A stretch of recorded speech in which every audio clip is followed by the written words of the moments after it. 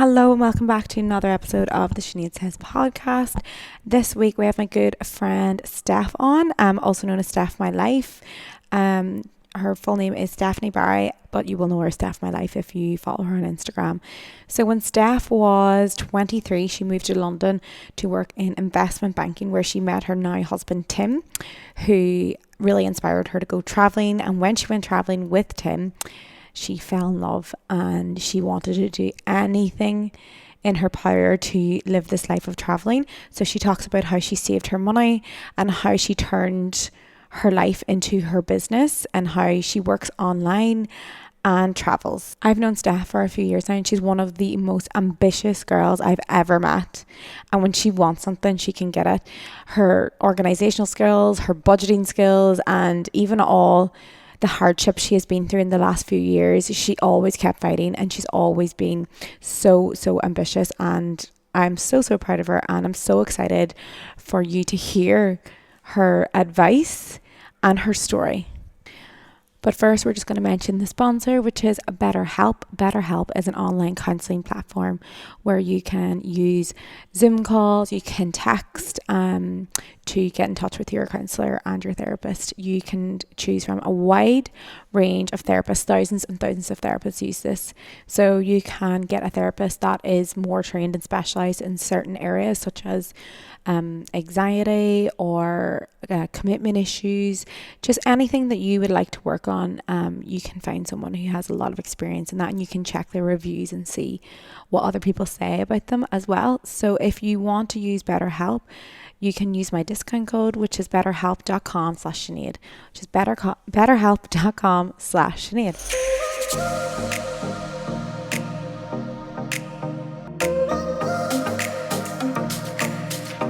Hello. Do you know what's so funny? I'm like, all I know you is Steph My Life. Like, I don't even know your full name. It's just Steph My Life. On my phone, it's Steph My Life. But anyway, welcome Steph from Steph My Life Instagram. You can introduce your full name. And Steph Barry-Woods. Oh, that's weird. I know. That's so weird. It's Steph My Life forever. I know, you're still Sinead Haig as well. I know, yeah, there's no...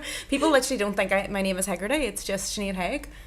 So yours is Steph My Life. Okay, so Steph's on the podcast today to talk about travelling and budgeting, because there is such a massive interest right now because we've been locked down and now we are set free.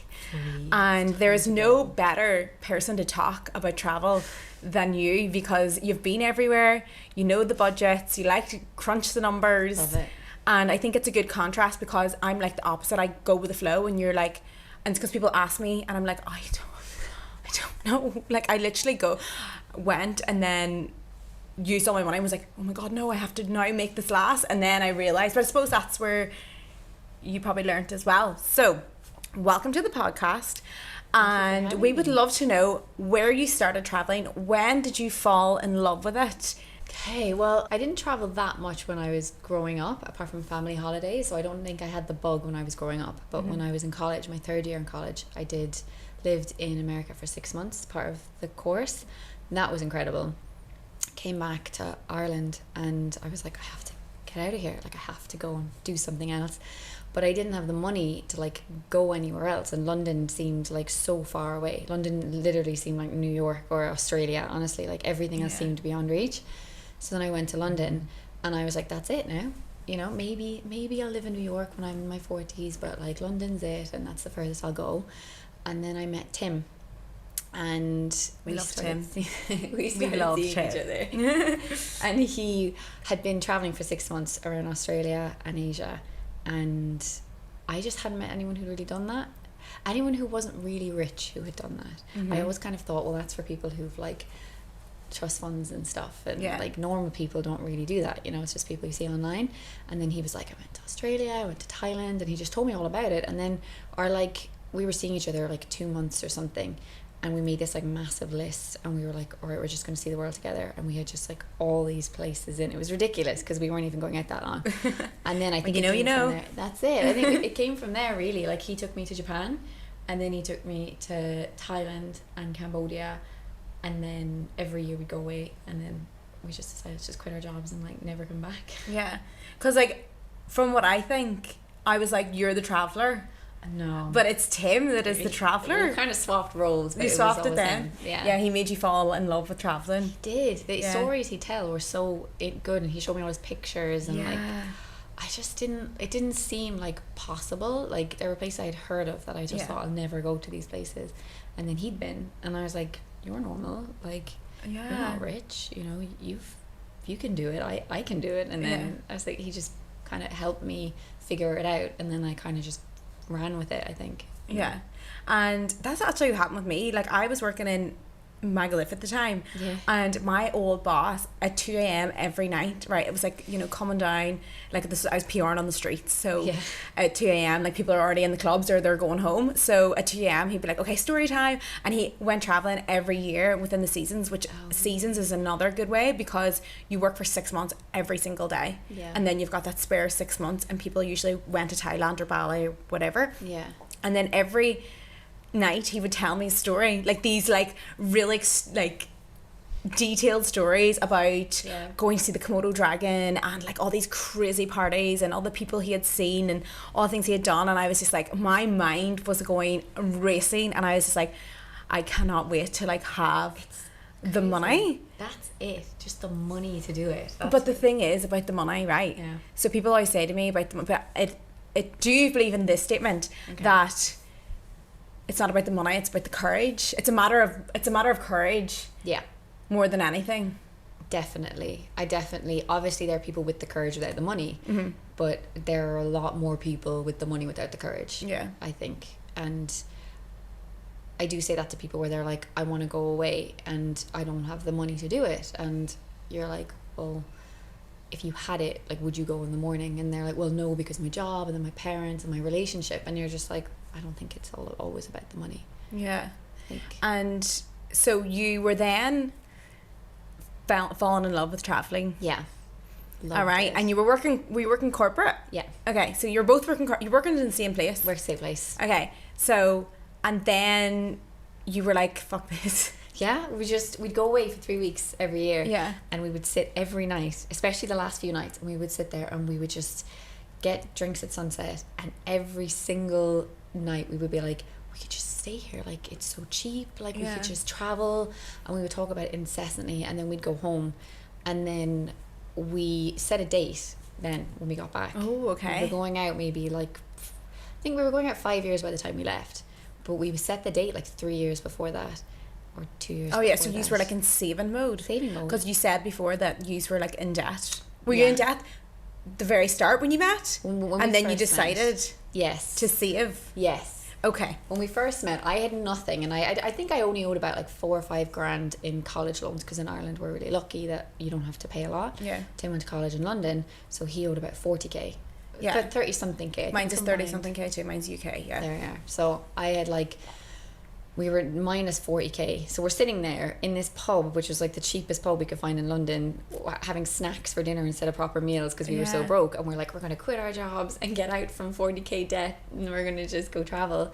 And it took us years like to save and do it, and we just set a date one day, like years in the future, and we were like, we're going on, I think it was like the 17th of March or something. Yeah. We're like, we're going on the 17th of March 2016. Manifested it. Told everyone. Yeah. It was like 2012, I'd say, and we were like, we're doing it, like we're going, and we've got the date. And the funny thing about that is that if you watched you now, you wouldn't know that struggle of saving. Yeah. So it's so important for people as well to like have their priorities straight. Like, do they really want to travel? Do they have to put the money away? That's it. And I did it when I was going travel. I wanted to travel 4 years prior to what I did, and then every year I would have the money sort of. Yeah. And then I never went through because I was waiting on like friends to come with me, or a boyfriend to come with me, or I was even waiting for like my body to be better, you know, really things like that was like holding me back. And then, you know, the universe just gave me that extra push. How many years now are you traveling? Since 2016. Okay. So 6 years? 2022. I've been losing track. Yeah. 6 years. 6 years. Okay, so you left and you saved a bit of money. We did. Yeah. And then how long did you go then? Or like, what was your budget? How was it budgeting? Like, did you know what you were doing? Where did you go first, actually? Thailand. Okay, yeah, Thailand's the first. I always think Thailand should be the first. Yeah, it always should be the first. It's the easiest. Yeah, it's so easy to like land there and find some place to stay and stay for cheap and like figure out what's going on. So we booked the one-way flight there. We'd paid off our 40k. We managed to save 100 grand. So what? Yeah, we worked really good jobs, you know. 100k? Well, we Steph! I never expected it's that. all gone. So it doesn't matter. Oh my god, like I'm just like, and I'm the opposite. I saved £4,000. Yeah. Well, And then I went.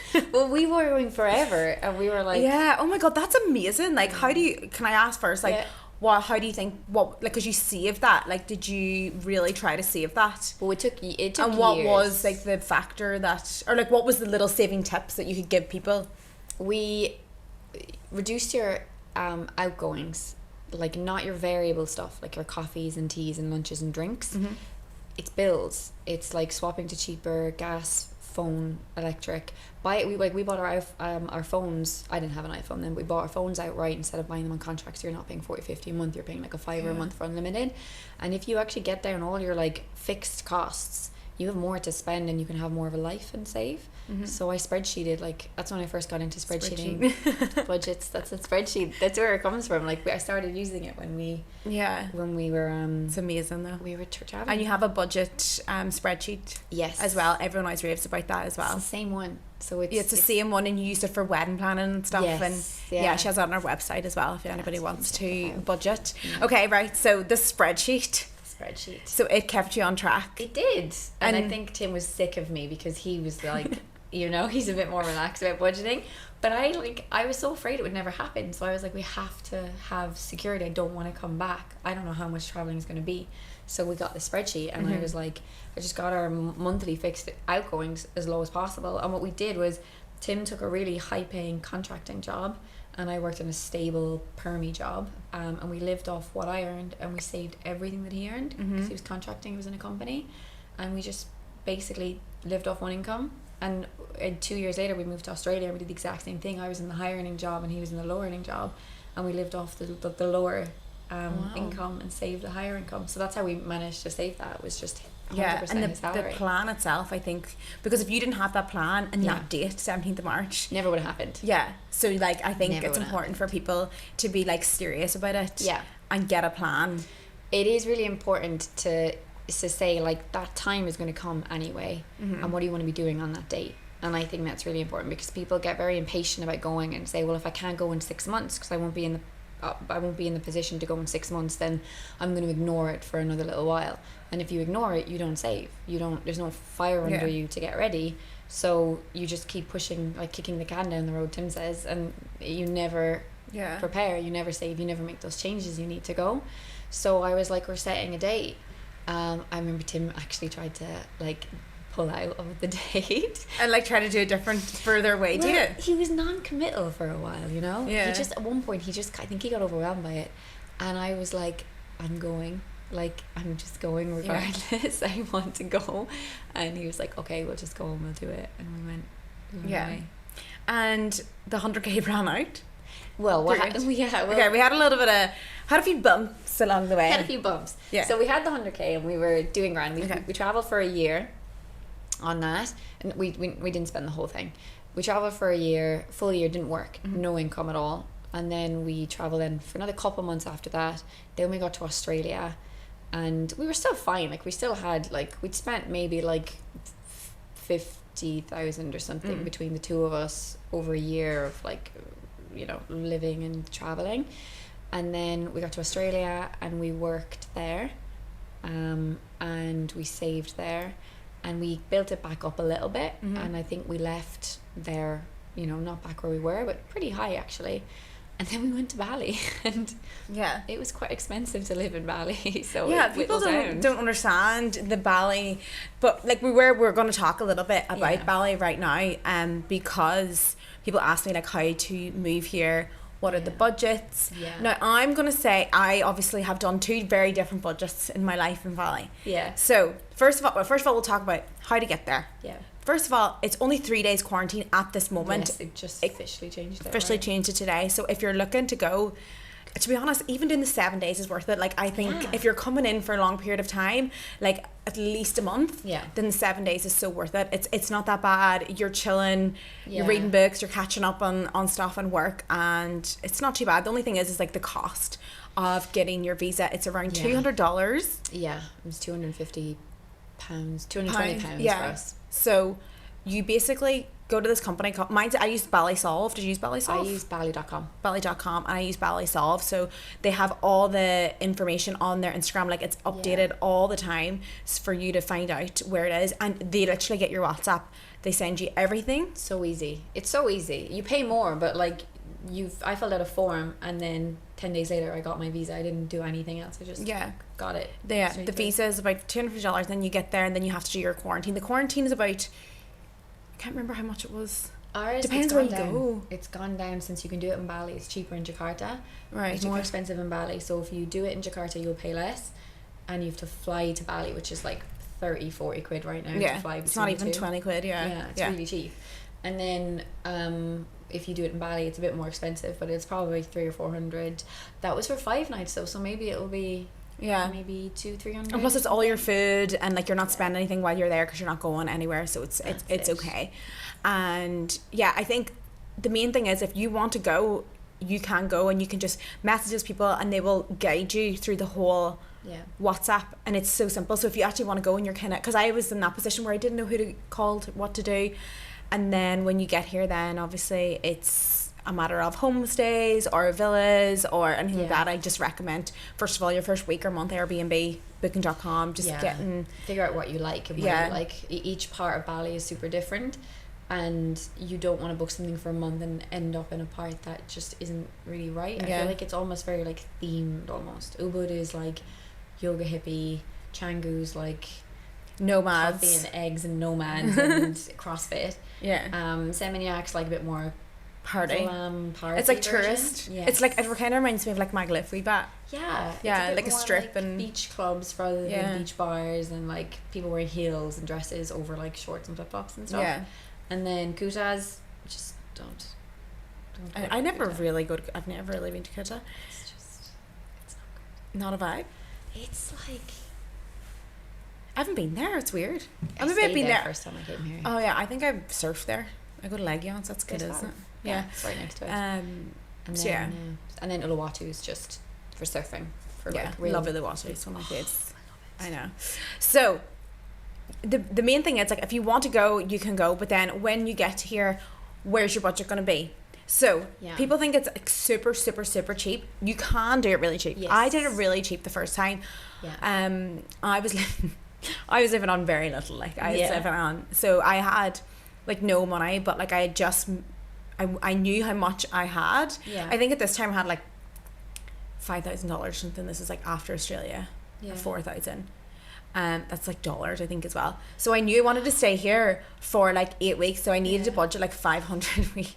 500, did I say 500 a month? That's not bad. 500 a week's not bad. No, wait, no, it wasn't 500 a week. It was like 500 a month. 500 a month. Oh wait, there was a few times. So basically I was like taking it to extremes. Like I was like, all I was eating was like boiled eggs, and I was always eating oats. Like if you do stuff like that and you don't eat out all the time, but to be fair, eating out, you're gonna pay $5 a meal, I'm guessing.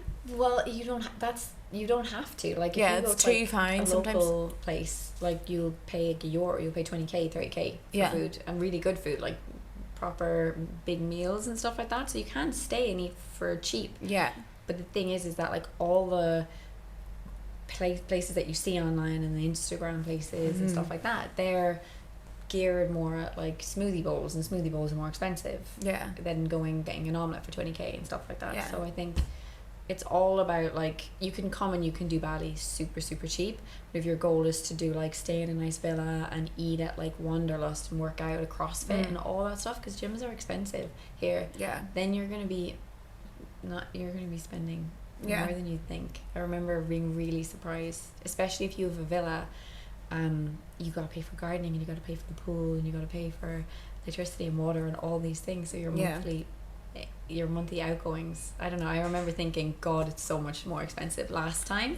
This time we're back now, and we've cut out a good few things, so and you know exactly what to do and what not to do, because I think that was my first thing when I went traveling. I spent my budget basically in the 3 weeks, and then I had so little, and then that's when I had to cut it back, and then I realized that like I found all the cheap ways and filling my water bottle up at the gyms.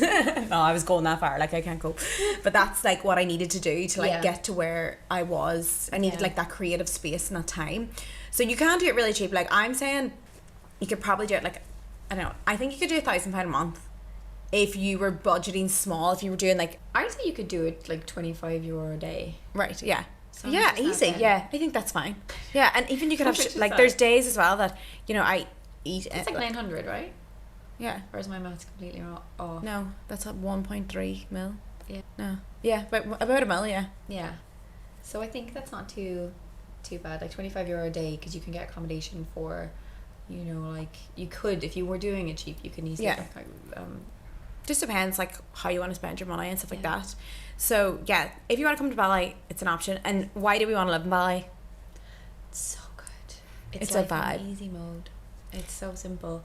It's quite like, it's got like nice beaches, it's got nice food, it's like really easy to just island hop and go to waterfalls and go to temples, and it's just got like a little bit of everything on this little island. And then there's people everywhere. Like I think that's the reason why I love it. I'm just like, there's always people to go for breakfast, lunch and dinner. Yeah. And I love that. And then sometimes you don't have to, you can be introverted and you can go, you don't have to do all that, but I feel like that was my main attraction, and that's what I craved when I left. Yeah. Because when I was at home, I just felt like, you know, you have to book dinner with people like 4 weeks in advance so that they're all free. Yes. And then when I get here, it's like, hey, do you want to go to Lola's? I'm like, yeah, okay. Like, the next thing I want to talk about is what pushed you to work online? Well, or how did we get there? The final straw came in Australia. We'd worked in a bank in London, right? And it was fine. Like I didn't hate my job, but like I didn't want to work on an investment bank for the rest of my life. Then we took a year off, and then we went to Australia, and I was like, not doing farm work. I'm just not. So we went and we You're missing out, doll. No. You are missing out. I just was like, I'm not. I refuse. It's an experience of a lifetime. I did my biggest growth there. I know some people say it's really good, but everyone, I mean, yeah, like you don't, time, right? You don't want to go, yeah. No, I was like that, a really annoying positive person. Oh, really? Yeah. Okay. I was like, hey guys, like all we have to do today is pick potatoes with no mortgage, with no kids, no responsibilities. Okay. Like I was like that annoying person. So yeah, I if people are like scared to do the farm work, I'm saying do it, but obviously, okay, right. So your final straw was in Australia. Went to Australia, got a job in a bank, investment bank in Australia. Not gonna say the name. And it was like going back to like Mad Men days. It was like the only woman there. The only women I met when I was in there were like in like HR or something. Like it was all men, and I really made friends with one or two of them. Were really nice, but really it was definitely like I didn't have a voice in the room, and I found that really hard. And I was just working there, sitting there in these rooms every day and being like, can anyone like hear me talking? Because all the voices were being heard, and I was usually the only woman there, and I just wasn't being heard. And I remember just getting so frustrated with it, and I ended the contract, and I left the job. And I had been talking about having a blog for ages, but it was scary to have a blog because my Instagram wasn't that big, and I had this fear that no one would read it. So I'd been putting it off for ages. And then I just had this weekend where I was like, I'm not doing this anymore. Like this kind of life is not for me. This level of stress and these hours are not worth the money I'm getting. And like my passion isn't here at all. And it's so easy to stay there because it's fine. It's got a bit of creativity because it's web development, IT, you know, and the money is fantastic, right? You're earning $600 a day, you know, and you're getting paid every week. It's you know, really good, and that's what people in the inbox say. My job is really good, but I have this urge. That's it. And I'm just like I was like, hey, I'm like, it's your decision, but like in my heart, I'm like, go. What's your priority? Yeah. Like you can't bring it all with you if anything happens, you know, like just live your life like the best you can. Like I get wanting to be safe with money and, you know, needing a job if you don't have money, but staying in one just because of the money, I just reached a point where I was like, I had a point where I was like, I'm earning enough that it's giving me freedom, and now gone down again, and now it's just zapping my energy and it's zapping my creativity. It's like kind of I'm losing myself in this kind of idea, like this corporate me, and I was like, I'm gonna start my blog. So we went hiking, and I woke up in the morning, January 1st. We were in Abel Tasman Park in New Zealand, and we slept in a tent overnight on New Year's. And 1st of Jan, I was like, I'm writing this blog. So we trekked for like a day, and I had my notes app open on my phone, and I wrote my first like 3 or 4 blog posts talking into my notes app, doing this hike. And I was like, I just needed a day where I just woke up and was like, this is the new version of like me, this is what I'm doing. And then I just locked myself in a room and wrote the blog for a couple of weeks, and then was like, I'm gonna start earning online. And then I started like 4 months later, because it took a while to get started, but I made the decision, and I just had enough, and the money wasn't enough to like, I could just see my future, you know, and I was like, this isn't where I want my life their to emotions go. were like screaming. Yeah, That's the thing, like when people, you know, ask for purpose and ask for, like, their emotions tell them exactly. And I always say that if you're like, that's the same as me, like working in a bar for me was fine until I wanted more for myself and seeing my potential. And then I remember thinking to myself, like, you know, when I was self-developing and studying at the same time as the bar, I remember thinking that there's so much more. And then as soon as I knew that there was more potential in me, my emotions were like, when I was walking to work, like this urge, and like I had this lump in my throat. I had this anxiety at the pit of my stomach, and I knew it. And I know some of you listening to this have the same pit in your stomach. 100%. And I could have just ignored it and kept going, stayed in my comfort zone. And you just decide. I just decided myself one day, I was like, I can't do this anymore. And then that's when I started earning online, but obviously it wasn't very much as well. And it trickles in. It trickles in when you start working online. So what was your first, like, in the blog, like, you getting paid via the website, or? I got paid first from web development jobs more than the blog. The blog didn't pay out for a long time, because you need a big readership, and I had a few thousand, like 3,000, 4,000 on Instagram, but it wasn't enough. So the blog didn't really pay out for ages, but we started working, freelancing is what we started doing first, and then we started getting paid for that first, and then kept working on the blog. And then it was affiliate income from affiliate links and ad revenue from AdSense and stuff like that started paying out. So you kind of like started a little bit of an empire then, the web development. I know a few people have done your web development course, and obviously, you know, the websites speak for themselves, they're amazing. So how did you like take that step, and how do you think it's accessible for other people to work online? Like, what other avenues is there? I'm sure you've seen a lot of people as well, because they probably don't have an income, you know, freelancing, and then they come to you and they develop websites, and then they have this income. And like, I think as well, with people are like, oh, I don't know how to work online, but there's so many different options, and it's not about making this big money. You're always going to take a pay cut when you first go freelance, always. And you're always going to have to like deal with that, and you'll notice that it pays off in terms of what you get out of it. Like, your freedom is so much more important in like aligning with your values. I think you're playing the long game when you start something like that. You have to just kind of know that you're not going to earn a lot immediately. But the best thing is when, like, a lot of people who do my course, they don't quit their jobs to do the course. They do their jobs alongside the course, and then they build up their clients, and then they quit. And like, my favorite thing is getting messages from course grads being like, I quit today and I'm going. And I just think it's awesome. I think that they're like, to go back to like what jobs are available, there is a lot available to work online. There's a huge amount of like freelancing and online entrepreneur, and then increasingly like stable employment, where, you know, companies are offering contracts for remote work, skilled contracts for remote work. But it's hard to do because we're so used to being managed, and we're so used to being employees, that I see it, and people are looking around for someone to tell them what to do, and to tell them what they should be earning, and to tell them when they should be working. And they're not used to like owning their own career and deciding things for themselves. And the fact is that when you step out and say, I'm going to start a business, I'm going to start to freelance,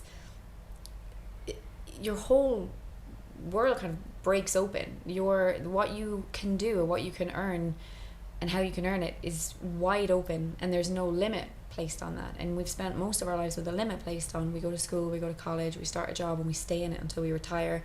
Our manager tells us what to do, we book our holidays, and we're constantly have this cap on everything that we do. And when you start freelancing, that cap's removed. And it's almost like when I went traveling for the first time, it wasn't like we went traveling for the first time we automatically knew what to do, so we just like we're amazing. We started, we just made so many mistakes and winged it, you know. And it's the same when you're freelancing. The limitations get removed, your freedom's given to you, but all of a sudden you're standing there and you've no idea what to do with it. So I do think there needs to be more out there to take that, to harness that, and to say, okay, look, I'm just going to steer you in the right direction. And we do this in this career coaching course that I'm doing, where it's not one of my tech ones, it's just like, you know, it's much cheaper one. It's like 150 quid for like 10 weeks or something. So I was like, I want to make it super accessible to everyone, and all it is like a framework, you know, where it just says, okay, let's just analyze your strengths and skills, right? If you want to move your job right now, just think about what you're good at, what value you could bring to people. The things you take for granted are things that somebody else wishes that they had. Your creativity, your organization, something that you have that somebody else wants, that's your strength, your skill, right? What's your brand identity? Like, who are you and how do you want people to feel when they're working with you? Do you know, what is your brand going to be? Who do you want to work with? What's a niche that you want to work with? You know, do you want to work with clients in a particular industry, of a particular gender? You know, who is that? All of a sudden you decide those three things and you kind of have a business, right? And then you're like, well, how do I market myself? You know, do I set up social media? Do I LinkedIn? Do I have a website? Like, I know I teach people how to build websites, but even if you don't know that skill, you can easily build things on Wix if you just need to build something quickly. And then you start to market yourself. You find your voice, you find your color scheme, you find your logo, and you create a package. You say, okay, well, I'll package up my skills and services in this way. Maybe I'm a VA. Maybe I'm social media. Maybe I go into your house and I organize your home. Maybe I help you with photography. What are their skills? Like, there's pretty much anything that people are just strengths and skills they have that fill a gap that somebody else is walking around thinking, I'd pay for someone to do this. Because how many times have you sat back doing any task and been like, I would pay for someone to do this, and you don't care how much you're handing over, but you're like, I just want someone to do this. And the fact is, everyone has something that somebody else needs, and turning that into a business is actually not hard, but you have to be told how to do it. It's not an intuitive process, I think. So on the course, it's just like brand identity, niche, packages, get yourself online anywhere. Get yourself online. LinkedIn is free, Instagram is free. Go on to Instagram, use hashtags to find people. Go on to Facebook, hop on groups. Go on to LinkedIn and just reach out to people in an industry and just say, hi, here I am. Who needs this? This is my brand. What do you need? And I think that sounds easy, and when you hear someone say it, you're like, oh yes. But when you're deciding and you're sitting at home thinking, I just want to freelance, you don't know this stuff, right? You just don't know it. But I do think that it's so much more accessible than people realize. It's not as hard as people think, and the money and security you can have is so much more than people realize. You've just blew my mind. I was looking at you with complete awe there, because you just spat out facts. Like, and that is, and do you know what's funny as well, because obviously I know so many people here, and like they all come here and they're like, okay, how can I work online? And like what you just said about what's your niche and what you have, and it's even down to like my team as well. Like I have someone with creative, and I have someone who gets my shit together because they're so organized. They have lists, they have stuff, and there's so much money in like so many things. Like even like Jack is my booking agent. So I was like, okay, I can't deal with my bookings anymore. There's too much. It's taking up too much of my time. So I handed that over and I watched him, and I'm like, it's a full-time job, like doing all the bookings. And then even things like, do you know what's so funny? Do you know what I need now is someone who knows how to work LinkedIn. Like literally somebody who's a specialist. To get, for example, like trying to get someone on the podcast, or trying to get an author, or trying to get someone who's in PR, that, or somebody who works for, you know, a publishing company who can have contact with all the authors that I want on the podcast. And that is like a specialty job. Also, being an actual agent is another thing. You get 20%, and if you're good at it, a podcast agent as well is, like there's money in podcasting. You take 20%, you go get the deals. How do you do that? You find people on LinkedIn, and such a there's so much out there. It's the gaps that I think people don't realize, the little bits of the business that, like, there's probably someone listening to this who's like, I'm really good at LinkedIn, or I'm really good at like networking and finding people, but that's just part of a job. That's not a job. And it's like, yes, that's the whole point. It's part of a job that somebody doesn't want to do, and it's part of the job that lots of people don't want to do. So you do that part of the job for lots of people, and you've got a business. So people think they have like one skill which doesn't make up a business, but I'm like, that's exactly what you've got. If you're good at one small thing, you just do it for lots of people. That's freelancing. Oh my god, I'm obsessed. Everyone here is probably like, what can I do? And that is like so good. Do we need that career guidance? Because even when I started a business, like, I didn't know how to prioritize my time. I didn't know how to price myself. I was doing everything for free. Overworking, undercharging. Yes, and still to this day, like, I still feel like I don't know sometimes what to price myself and like what my value is. And so that career, can I do it? Yeah. Well, I mean, like, it actually sounds so amazing. Like, it just sounds so good that you just need that. Yeah, you just sometimes need a bit of a mentor, and like, I'm one of those people who pay for people to do stuff as well. So it's not, I think before I started a business, I was like, who would pay for this? Because like, they can do it themselves. That's it. So as simple as like being a booking agent, doing the emails. They don't want to. Like, people don't want to. If you take that big job, those big people, the people who want to pay for it, they have 10 things that they need people to do. They've got this massive job and they want to have free time. So you just step in and say, let me handle this. The value that somebody who runs a business and is an entrepreneur, runs a business, places on someone stepping in and going, don't worry, I've got it. Yeah. That's like, that will get you a lot of money. But I do think undercharging and overworking is like the biggest thing, that when we do the career coaching course, the first 2 weeks we don't get into any practicalities, and we go through limiting beliefs. So you've probably like done loads on this, but you know what? No, let's talk. So like, what limiting beliefs do you place on yourself, and what destructive habits do you do? So things like picking up your phone too much, and being online, not concentrating, not organizing yourself, not prioritizing things correctly. And then these limiting beliefs that like, I'll never be able to do this, no one will ever hire me to do this. And we just go through the fact that like, your thoughts kind of control your actions, right? So if you have negative thoughts and you limit yourself, you mentally cap what you can do, you put that cap back on yourself, you are going to be limited in like what you put yourself out there for and what you can achieve. So those are the first two things to get out of the way before you even can start doing anything else, right? It's all about like, and you know this, like changing your mindset and saying like I said, like starting freelancing and starting working for yourself, the limit's taken off you, and you'll find that there's still a limit on there, which is you know, and it's like getting past that is all you really need. Is really what you need. It's the self-belief. Yeah, because even in the meditation course, like there's so much there's only so much goal setting you can do before you have the self-belief. Yeah.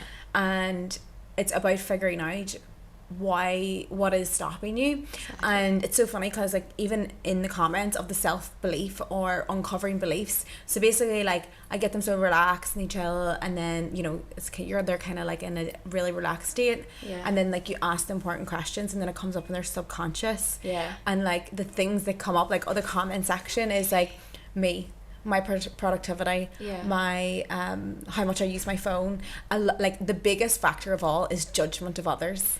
Oh, well, I find that more common with Irish, like even on the courses, Irish students feeling that kind of feeling more so than like, you get people from like Australia and England and America a lot. American people, they don't give a damn.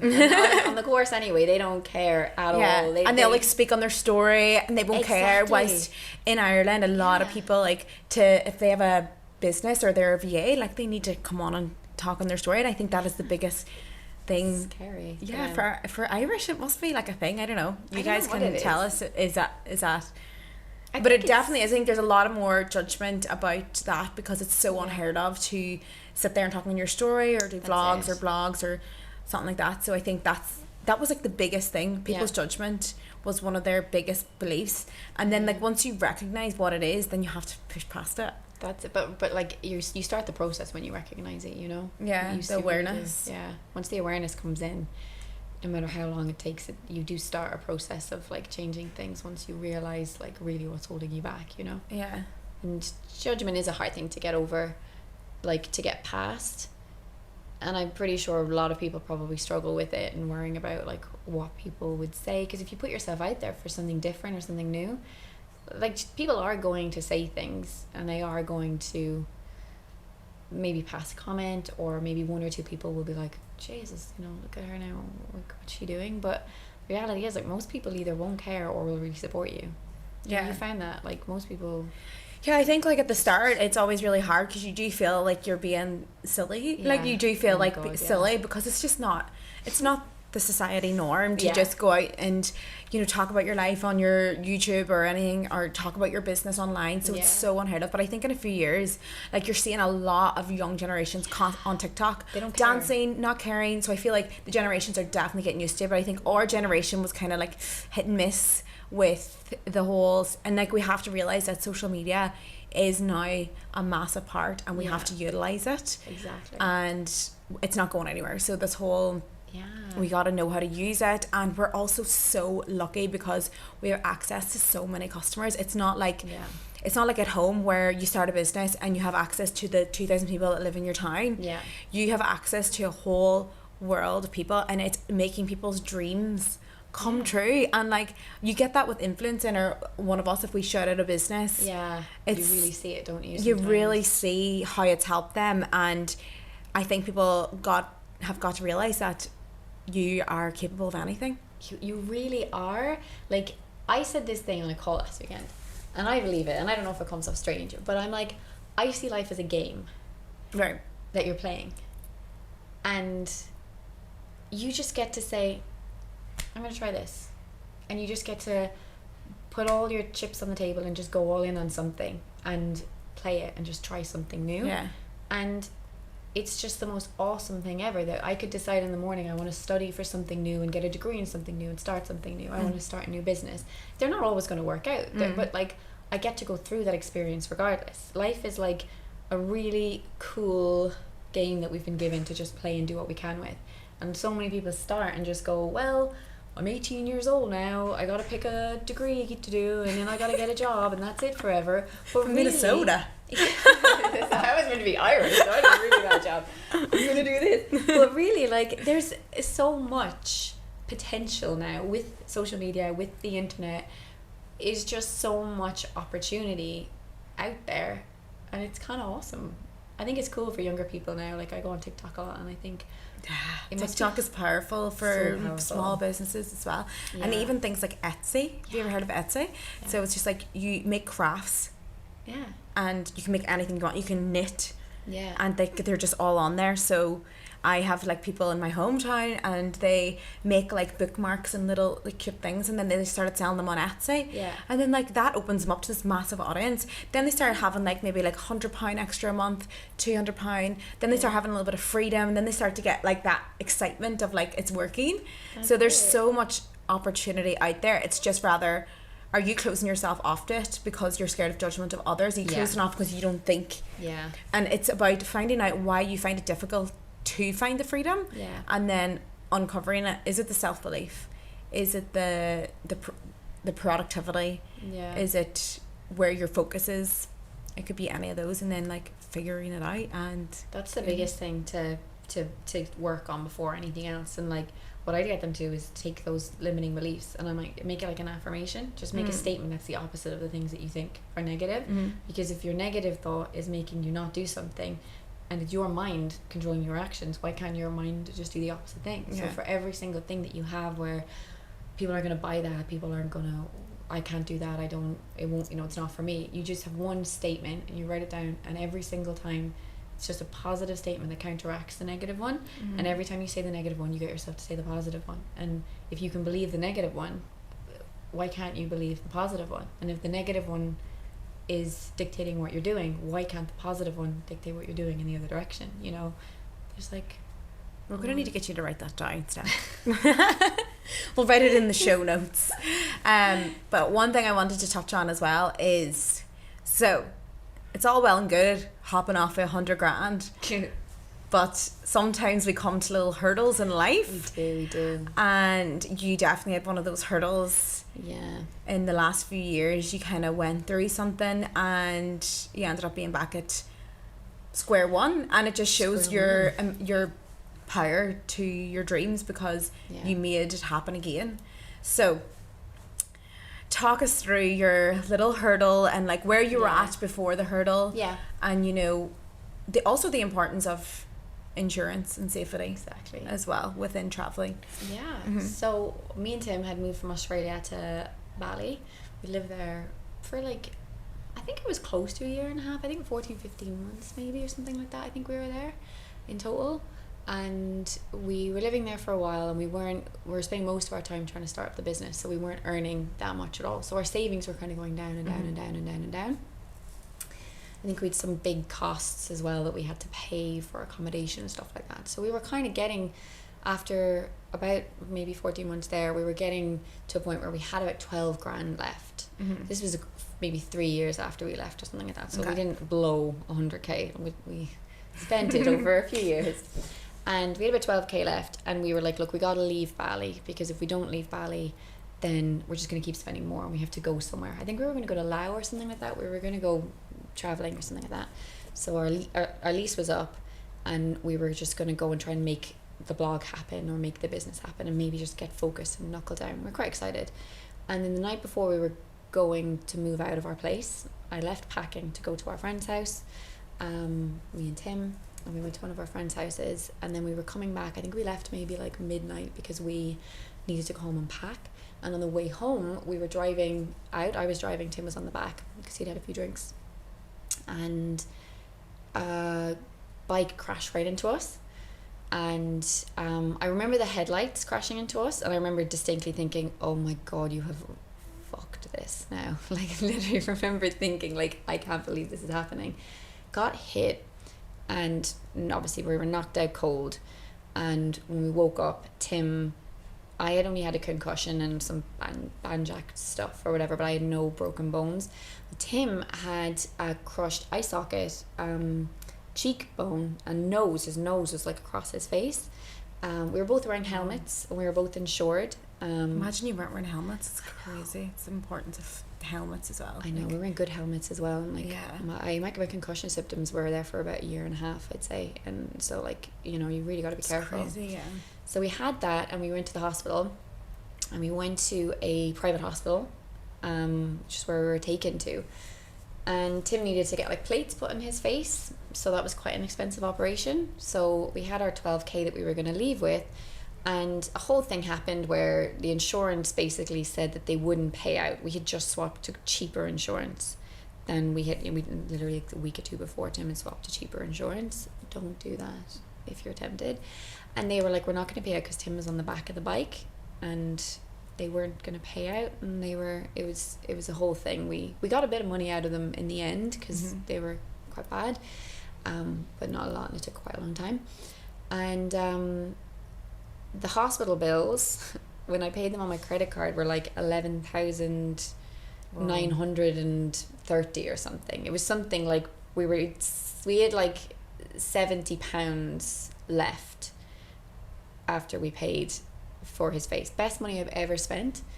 Yeah. The reason we had savings in the first place was in case something bad happened, and we were able to pay it off. So I just feel really grateful at the fact that we had the money, you know. But we had their 70 quid. So I remember sitting in the hospital and being like, oh my god, we have £70. Like, what are we going to do? I was sitting at the end of his bed, and he's had his surgery, and I had gone down my Amex to try and like pay it off. And at that very moment, I got a notification. Someone skimmed my card. Shut up. And took like 40 quid. I remember I put it on my stories at the time, and I remember watching your stories, but I don't remember that. It's still in my highlights, you can see it. And I was just like, oh my god, like they took like 40 quid. So I was like, we have like £30 to our name. Now that was before we booked flights home. It was before we spent a month where we weren't really able to work. It was before, like, so that was just what we spent the operation. We went further and further into debt afterwards, essentially. But so we went back down to zero. So we were back down at zero. Had a pretty like traumatic experience with that. Like it was kind of a scary one, and I had this concussion, and I post-concussion syndrome, which was, I don't know if you've had that or... Yeah, I remember you talking about it. My memory was just really bad, and it was really hard to work. And I didn't make sense when I spoke and typed a lot, and what my job was like writing things and writing blogs and writing plans, and so it took a bit of a hit then. So we went back down to zero, and we were back home. I was in my mom's house, and then we were in Tim's sister's house, so we were just back with family, and we were just like upset, and it sucked, but we were like, okay, we gotta go again. So this is where I think that me and Tim are really similar, and I really appreciate it, is because maybe our backgrounds aren't totally similar, but when it comes to like our work ethic and our priorities, they really are the same. Like our personalities are different, but our work ethic and our priorities, we care about each other, and we care about having a nice life together. And that's the main thing that like I think the two of us always focus on, is making each other happy and making a nice life together, you know, ourselves happy, each other happy, and our life good. So we both just like knuckled down. He got like 2 jobs. He had 3 jobs, I think, afterwards. He worked for 3 different contracts. Loved him. Like, loved him. He's just like, he'll just step up and like just take care of a situation, and I feel like that's such a nice trust, isn't it? Like you know, to know that like if anything ever happened, that's important for the relationship. It is, and I knew it about him, but when that happened, I'm like if I'm with a group of people and something goes wrong, I feel like I'm the person, I'll be like, we'll figure it out, you know. But to be in a relationship and not be that person in your relationship for when something goes wrong, someone to take care of you and, you know, really just step up. He took on 3 jobs. I was still doing travel planning and blogging and trying to work and trying to do things, and we just worked and worked and worked and worked, and we were just broke for a while, and we just kept on trying and hustling. And I did the tours in Bali, and I did travel planning, and I started making websites again, and then we just kind of made it to like, okay, I think we got to maybe like 10 to 12k in savings again. We made it back up to the 12k. It's like the biggest moment ever, like the biggest moment ever. And and then pretty much reached that point, and we went back into lockdown. COVID hit, right? We were kind of really coming out of it, and we went traveling for the first time, and we were kind of going in, I think it was January 2020, we were like, and we'll do this again, we'll get back to it. But by March, obviously we were back in again. And by March, we went back into lockdown, travel stopped. So all these things I'd built up, my travel planning, my blog, and all my travel related stuff, it was like overnight, that was just gone, right? So my income again went down to literally 0. There's no affiliates paying out on my blog, there's no ad revenue, there's no travel planning, you know. So Tim was still earning, but I went back down to like panicking about my job again. So it's been definitely up and down. And like I think that like things like that suck at the time, but like knowing the resiliency that you can have within you to like just say it is what it is. Like I always say, it isn't what it could have been, it isn't what it should have been, but it is what it is. So just like, it is what it is. That's what they say in Love Island, isn't it? It is what it is. It is what it is. Yeah. But and that's amazing as well, because you built it back up, and here you are. That's it. You're back in Bali. Built it back up for now. And if it goes again, we'll be fine again. And I think it gives you that sense of like, it'll be fine no matter what. Yeah. And if you really want something, it can happen. If you really want something, you could goddamn make it happen. You really can. And you know what, it might take longer than you want it to, but you know, time's gonna pass regardless, and at the end of it, you know, you'll have something great. So also go for it. Get the expensive insurance. And wear your helmet. And what's a good insurance? World Nomads. That's okay. With me. I'm on Safety Wing. Yeah, they're good. We were with them before. They're very good and had very good reviews. And Safety Wing and what did you say? World Nomads. Okay. So we're gonna do a few questions. Okay, hit me with it. We covered a lot there, so we won't go crazy on the questions. Sorry, I talked a lot.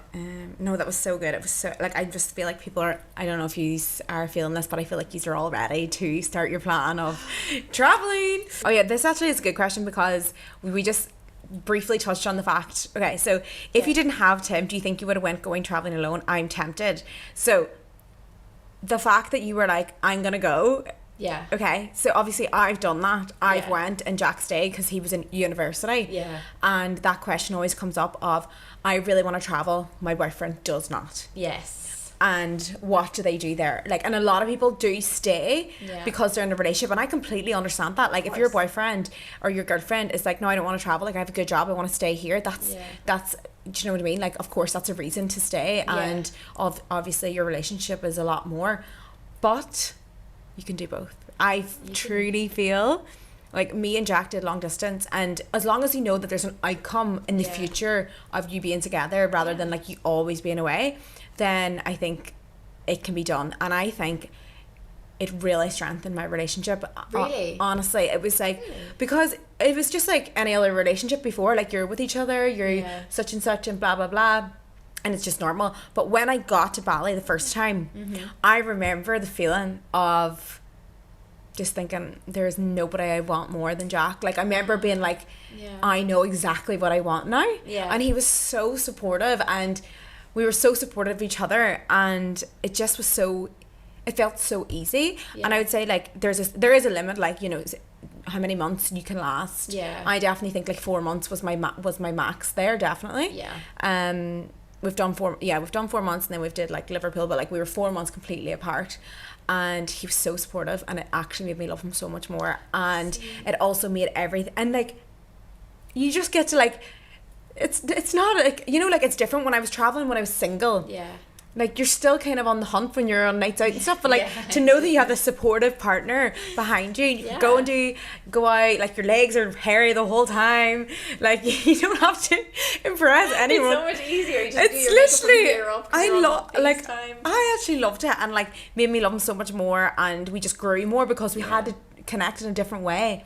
Like instead of like the intimacy, we had to connect through our words. It's harder work, like when you're not like physically around each other, to kind of keep that connection going. It really, like, it probably feels like way more special, I guess, if you can maintain such a nice relationship across time zones and so far away. I'd say it deepens it a lot. I definitely think like, and it made me just like have it more permanent for us as well. And so people do ask me that question, and it sort of depends. Like, I feel like you need to be in a secure relationship, so if you're in a bit of an anxious state with the person, like really start building the trust, build it up, so that like, because I'll never forget the words like Jack says to me when I was like, are you not worried that I'm like going to Bali? And he's like, why would I be worried? You're my girlfriend. Like, that's simple. Like, you're my girlfriend. Like, why would I be worried? I was like, oh, okay. Do you feel kind of like, if you're in, someone asked me that, because I get asked that a lot too, like if he didn't want to go and I wanted to go, would I go? Now, if I hadn't met him, I don't know if I ever would have had the courage to go, because I think he's the one who started the whole thing. But if he had changed his mind, like that, at that point where I thought, like, he says he wasn't changing his mind, I thought he was. He was like, I just wanted to have a minute. But if he changed his mind, I feel like if you go and you can work it out, then the relationship's strong enough that it was worth like going and putting it at risk. But if you go and you break up, if your relationship can't withstand a few months of you just going away and enjoying yourself and doing something you're truly passionate about, then I don't know if that's particularly. It's like The Alchemist. Have you read The Alchemist? Not read it, no. So in The Alchemist, right, the guy's on search for his personal legend. It's like a whole like little story. And anyway, when he's on the hunt for his personal legend, so you're watching this guy try to find this. He's going through all the obstacles. Here's Fatima, the love of his life. He meets in the middle of this, and he was like, I'm not going to go any further. I found the love of my life. And she was like, no, go. Like, love withstands you searching for your personal legend. So he went and found his personal legend, and he did whatever he needed to do, and then he came back to Fatima, and they lived happily ever after. And like, I feel, obviously that's not happily ever after, but I feel like your partner will allow you to find your personal legend. I think that's what it is. I can't remember what it was. I can't remember what it was that he was finding, but well, anyone who wants to ask that question should read that book, I think. Read that book. It is like amazing, and I read it while I was traveling. And I gotta read that. I have it at home and everything. I've had it on my bookshelf and just never read it. And it's actually so good. And I remember, I think I was with someone at the time. We weren't in a relationship, but I remember being like, you know, worried as well. And when I went through, I was like, if it withstands, it's love. And I'd agree with that. Didn't withstand, but at the same time, I can't imagine being there and being there for him Yeah. at that point, and then like stopping what I truly wanted, because you'll feel it, and you'll feel this like resistance and this. I don't believe that you should have to give up anything that you love for somebody else, really, that you're really like passionate about. Like, let's say you're in a relationship with someone and you really want to go traveling, and maybe you just want to have a few months of freedom and you want to come back to your job and your dog and your house and your life, but you just want to have that burning freedom of just being able to do whatever you want. And when you're away, two things will happen. One is what happens to most people, which is, that's great, it's lovely, I love it, but I want to be able to have a shower with hot water. I'm sick of flushing the toilet with a bucket. I'm looking forward to going home to my warm bed and my partner, and great. And then a smaller percentage of people are like, this has ignited something bigger within me and I need to go live my life exactly how I was meant to do it. And I think that you should have the opportunity to know which one of those will be you, to have that. And I think if you have a partner that's hearing you say, I need to do something, and is not supporting that 100%, that's not just going to be around travel. Like, that's not just going to be about flying off to Thailand. That's going to be other things that make them feel uncomfortable that you want to do. And you don't have to be on the same page with your partner about everything, but you have to be able to say, you truly want this, and I'm going to let you go and do it, because if we spend the rest of our lives together, that's a really long time, and we have to feel like freedom in a relationship and not feel like beholden to each other to like stick around, you know. Very good advice. I felt like that was great. Okay, now we were chatting about this one before, right? Yeah. And we were like agreeing to disagree, and then we were like, so when I says, how can I travel but still save for a house? Torn between picking one. We disagree on this one. I don't know, like, you had a valid point, and then I was like, oh, okay, that makes a lot of sense also. Like, and then I was like, yeah, okay. It's personal. Yeah. I think we saved up money, and Tim was like, we should buy a house in London, or put a deposit on a house in London, or put the money somewhere. And I was like, we talked it out or whatever, like, it wasn't like he said this and I was like, no, but we ended up talking about it, and I was like, why do you want to? And he was like, well, you're told, right, everyone tells you you have to have a house. If you have money, you should have a house, you should own some property, you should do that.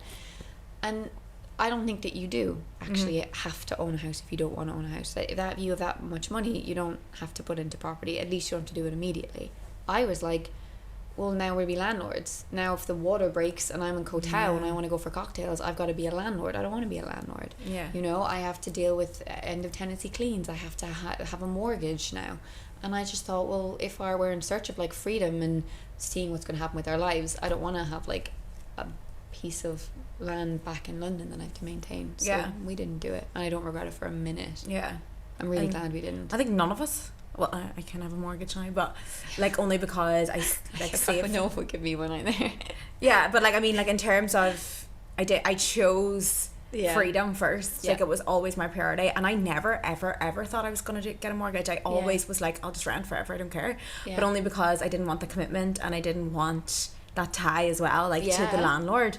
And but then there's also the option of like, I have like friends that who decided to buy the house and then rent it out, and then they use the renting out money to travel. So like, there's no right and wrong. It's preference, but I definitely think like, why don't you travel for like a month or two, see how you feel, and then your values will, like, your why will become really strong. So you'll be like, okay, what do I want to do? You'll know when you go traveling that you want to do it, or you want to. It's so true. I think people, when I say people, I mean like us included in this back, like everybody, I think it comes from school and college, and you have to get your degree and you have to find your job. Everything feels so final, you know, so that it's like, do I buy a house or travel? And it's like, what, for the rest of your life you're traveling, or for the rest of your life you own a house? Why don't you just, like you said, go away for a few months, you know, get some perspective outside of the bubble you're currently in, outside of the, you know, 9 to 5 like stable life you're in. Just leave it, and then look at it from afar and go, wait, do I like this? Do I want to do this? And then and I think as well, like, it's establishing your values of security / freedom, because I think as well, like, I feel like I had a very secure, you know, upbringing. So I craved adventure. So adventure then became my like main priority, and freedom. So if someone who had maybe grew up in an unstable, insecure, I would have grown up in a bit more of a like, my parents divorced when I was like 10 and, you know, it wasn't a very good one, and there was a lot of moving back and forth and stuff like that. So I would have grown up, I think, without a lot of that. But I still don't want stability. But then it's true, because some people really need that security in order to feel safe. And like, I'm like the opposite. I'm like, okay, fuck it, like let's rock. Whereas I have friends and stuff, I really respect their need for security. Like I know some of my friends, like they value the security. It makes them feel really safe, and I understand that. And if that's what makes you feel safe, then that's where you have to like honor your values. And it just depends, I suppose. But you're probably not talking to the right people here to talk about security. So no, about traveling or anything else, I feel like you're talking about the girl that had £40 in her bank, and then the girl that went traveling with £4,000 and spent 3,000 in the first week. That didn't. It was fun at the time. And people always ask me, like, how much money do you need to go to Australia? I'm like, look, I went there with £1,000. Need a lot. I'm like, don't do that. Please do not go to Australia with £1,000. I always say, at least, right? And obviously it's different now. I was like, you at least need to be going there with like 3 or 4. Like for me, obviously, because, but then also 5K. I did make it work because I needed to make it work. But I also fear and also shame. Fear. Really? Yeah, a lot of shame because. Where did you feel that? I felt like I had done, like my mom and all, they, like, you know, they wanted me to go to the job in London. They wanted me to do all that, and I understand that because they only want me to be safe and happy, and that's what they knew. So I felt every time I was like stuck somewhere, or I was crying or I was upset, they'd be like, just come home, like, you know, come back to your job and like go back to your university. And I remember like I was like, when things really got tough, I felt really ashamed to call home, so I decided to just be really skint instead and just make it work. Like I just made it work, and it was really, really tough. But the survival of like having no money made me understand it a lot more. So the mistake made me like smarter when it came to traveling. So it's all about how much you want it. It's what you do with every experience you're handed, really, isn't it? You know? And it's possible to do it any way you want. It just it really is. I know people who've travelled on next to nothing. Like, really have travelled on absolutely nothing. And I know people who spend thousands on holidays. Neither of them are doing it the wrong way or making any mistakes. They're just doing what they can. Okay, where can we find you and your courses? Okay, my Instagram is Steph My Life. So you find me on there. And then Steph My Life Tech Bootcamps is the tech bootcamp. You can read about the career coaching and all that kind of stuff on there. And that's it. StephMyLifeTravel.com is where all my travel guides are, and a lot of budgeting stuff on there as well. So if you want to read about money or travel, they're on there. Amazing. Thank you so much for coming on. That was amazing. It was